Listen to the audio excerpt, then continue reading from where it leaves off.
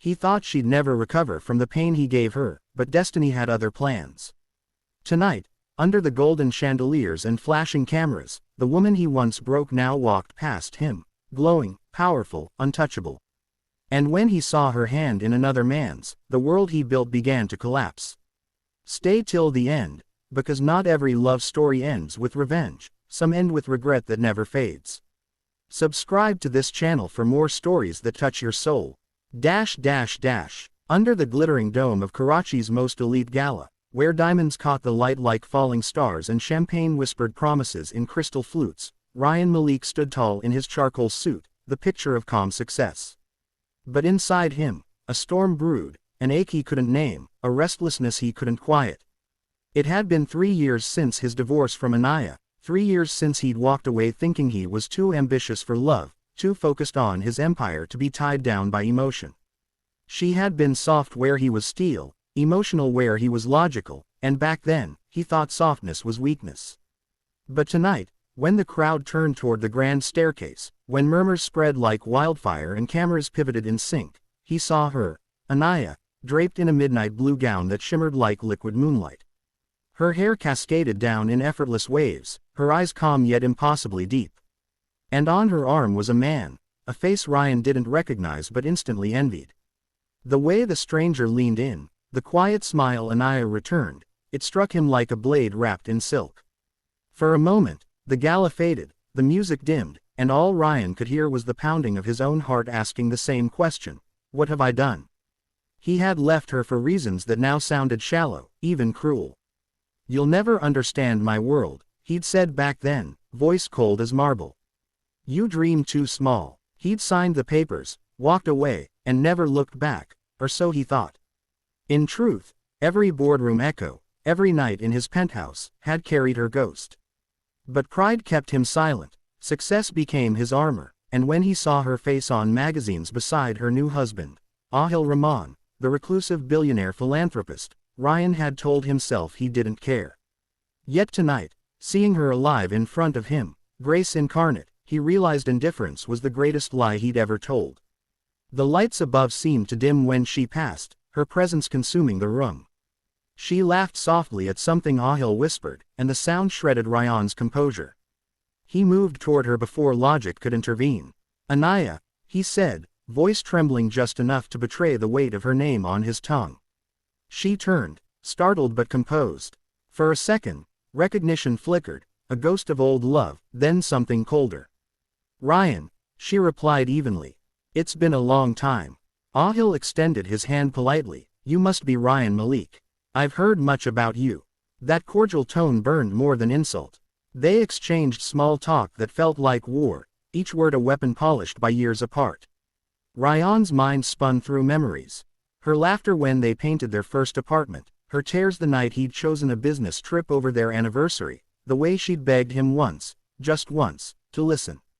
And now she looked at him with eyes that no longer held love or pain, only distance. As the evening unfolded, whispers filled the ballroom. Isn't that his ex-wife? She married Ahil Rahman, didn't she? They say she runs his charity foundation now. Rayan caught fragments, each twisting the knife deeper.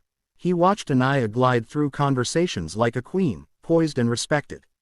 It wasn't the wealth that stung. It was the calm power, the peace she radiated. He realized, she had rebuilt herself from the ruins he left behind. And as the orchestra began its final piece, he remembered something she'd said on the day of their divorce. One day you'll understand that what you walked away from wasn't weakness, it was love stronger than your ego. Later that night, the gala's lights dimmed for a presentation, a new hospital wing dedicated to women and children, funded by the Rahman Foundation. Anaya walked on stage to speak, her voice steady and full of quiet conviction. Life, she said, isn't about who breaks you, it's about who teaches you to rise again. The audience applauded, but Rayan couldn't breathe. The words felt aimed at him, every syllable a mirror reflecting his mistakes. He left the ballroom, stepping into the cold night air, desperate to clear his mind, but the past followed him like a shadow. He remembered the night she'd left their house for good. She had packed in silence, tears tracing down her cheeks as she said, "You'll regret this when you finally learn the price of pride." Back then he'd laughed it off. Now he understood. Regret wasn't a moment, it was a lifetime. He returned home that night to his empty penthouse, staring at the city below, lights flickering like broken promises. He poured himself a drink, then stopped halfway, realizing even whiskey couldn't drown ghosts. For weeks after the gala, he saw her everywhere, in billboards, in dreams, in the scent of jasmine that lingered whenever he passed their old street. One morning he read an article, Anaya to launch educational initiative for underprivileged women. Her picture smiled from the page, radiant, unstoppable. He thought of calling her, apologizing, saying he was proud of her. But what right did he have? Months passed, yet the ache refused to fade. Fate, however, wasn't done with him. One evening, while attending a charity meeting, he found himself face to face with Ahil again. The man greeted him warmly, unbothered. Anaya always believed in your potential, Ahil said unexpectedly. You inspired her in ways you'll never know. That simple line shook Rayan more than any insult could. Later, in the parking lot, he spotted Anaya waiting for her driver. This time, she noticed him before he could hide. Still chasing ghosts? She asked softly. No, he said, just trying to find forgiveness. She looked at him for a long moment, eyes searching his face. Forgiveness isn't something you find, she whispered. It's something you give yourself when you stop pretending you were right. Then she left, stepping into the car that pulled away under the streetlights, leaving Rayan standing there with the sound of her words echoing inside. That night, he opened the box he'd kept buried in his study, their wedding photo, the letter she'd written on their first anniversary, and a small seashell she'd collected during their honeymoon. He remembered her saying, "Even the sea forgives the shore for every wave that crashes." And for the first time, Rayan wept, not out of longing, but from the unbearable truth that he had destroyed the only person who had ever truly seen him. Years rolled on. Rayan poured himself into philanthropy, not to redeem himself in her eyes, but to feel human again. Each school he built, each hospital he funded, felt like a quiet apology whispered into the wind. He never remarried. Rumor had it that Anaya and Ahil had moved abroad, dedicating their lives to social causes. One afternoon, he received an envelope with no return address. Inside was a simple note. I heard what you're doing. I'm glad you found purpose. He smiled, tears slipping down his face. It wasn't reconciliation, but it was peace.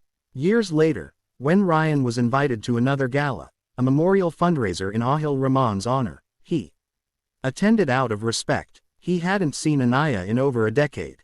When she arrived, dressed in white, dignified yet gentle, his heart clenched. She had aged gracefully, her aura calmer, her presence even stronger.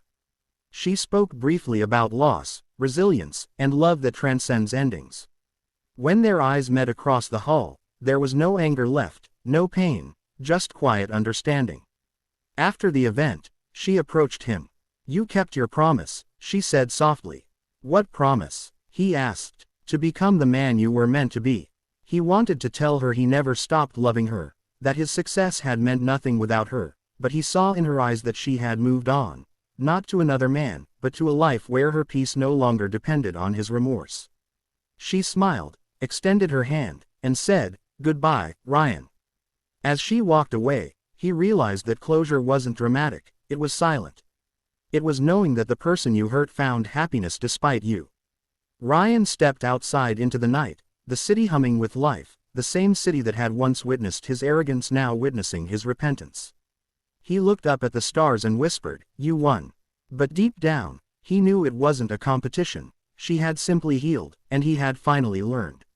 And though the world still saw him as powerful, only he knew the truth. The real empire was the heart he had lost, and no fortune could ever buy it back.